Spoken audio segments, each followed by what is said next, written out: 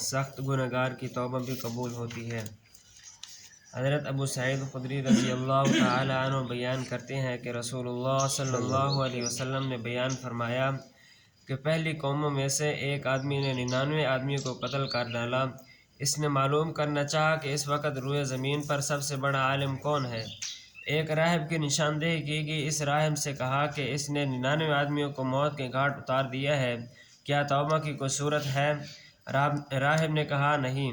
اس نے راہب کو بھی قتل کر ڈالا، چنانچہ 100 کی تعداد پوری کر دی۔ پھر اس نے دریافت کیا کہ روئے زمین پر کون بڑا عالم ہے، چنانچہ ایک عالم کے متعلق بتایا گیا۔ اس نے اس عالم سے کہا کہ وہ 100 آدمیوں کو قتل کر چکا ہے، کیا توبہ قبول ہو سکتی ہے؟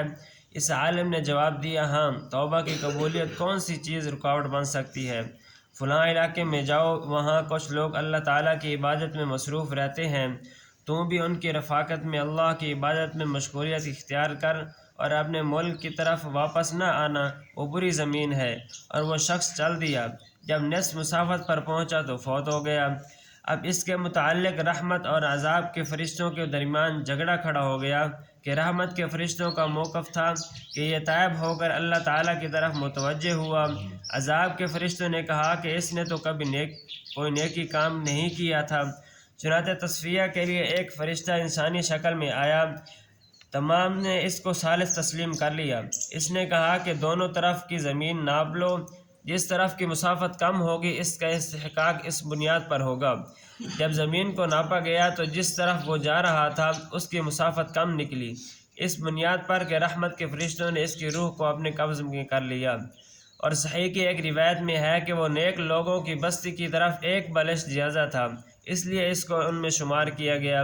ایک روایت میں ہے کہ اللہ تعالیٰ نے اس بستی کی طرف وحی نازل فرمائی کہ تو دور ہو جا، اور دوسری بستی کی نزدیک ہونے کا حکم دیا تو وہ نیک لوگوں کے ایک بلشت قریب نکلا، پس اسے معاف کر دیا گیا۔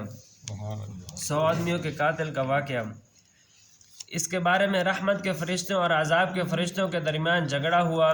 رحمت کے فرشتوں کا یہ کہنا تھا کہ چونکہ یہ شخص توبہ کے لیے اس بستی کی طرف جا رہا تھا اور طیب تھا، اس لیے ہم اس کی روح لے کر جائیں گے۔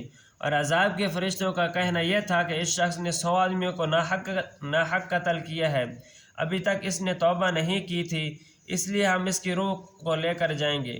پھر اللہ نے فیصلہ فرما دیا کہ زمین کو ناپو، جس جگہ کی مسافت کم ہوگی اس کا استحقاق اسی بنیاد پر ہوگا۔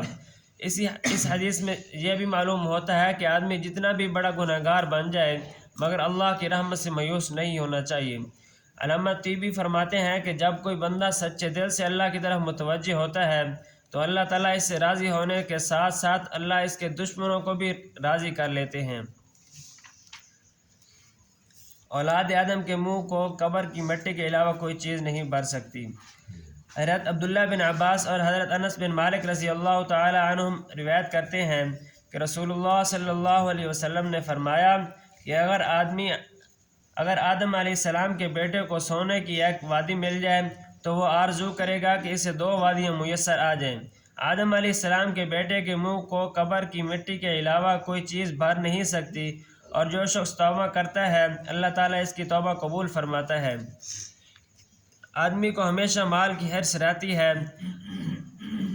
اگر آدم کے بیٹے کو سونے کی ایک وادی مل جائے تو دوسری وادی کی آرزو کرتا ہے۔ مطلب یہ ہے کہ مال و دولت کی حرص آدمی کو اندھا بنا دیتی ہے۔ آہستہ آہستہ حلال حرام کی تمیز بھی ختم ہو جاتی ہے۔ پھر وہ مال کے جمع کرنے میں اتنا منہمک ہو جاتا ہے کہ 1000 کے بعد لاکھ اور لاکھ کے بعد کروڑ، پھر اربوں کے چکر میں پھنستا جاتا ہے، اور اس کی زبان پر ہر وقت حل من مزید کا نعرہ ہوتا ہے۔ یہی حالت زندگی کی آخری سانس تک رہتی ہے۔ قبر ہی میں جا کر دولت کی اس حرص سے چھٹکارا ملتا ہے۔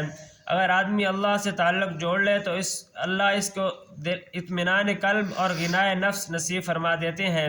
اسی غنائے نفس کی دوسری احادیث میں بڑی کثرت سے ترغیب آئی ہے، جیسے ربی قنعنی بما رزقتنی وبارک لی فیما اعطیتنی۔ ترجمہ: اے میرے پروردگار، جو روزی تو نے مجھ کو دی ہے اس پر مجھے قناعت عطا فرما، اور جو عطا فرمایا ہے اس میں برکت عطا فرما۔ دوسری حدیث ہے اللہم اکفنی بحلالک عن حرامک واغننی بفضلک عمن سواک۔ اے اللہ تو مجھے حلال روزی کے ذریعے حرام سے اور اپنی فرمان برداری کے ذریعے اپنی نافرمانی سے کفایت دے، اور اپنے فضل اور احسان کے ذریعے اپنی ماں سوا سے بے نیاز فرما دے۔ دعا ہے کہ اللہ تعالیٰ عمل کرنے کی توفیق نصیب فرمائے۔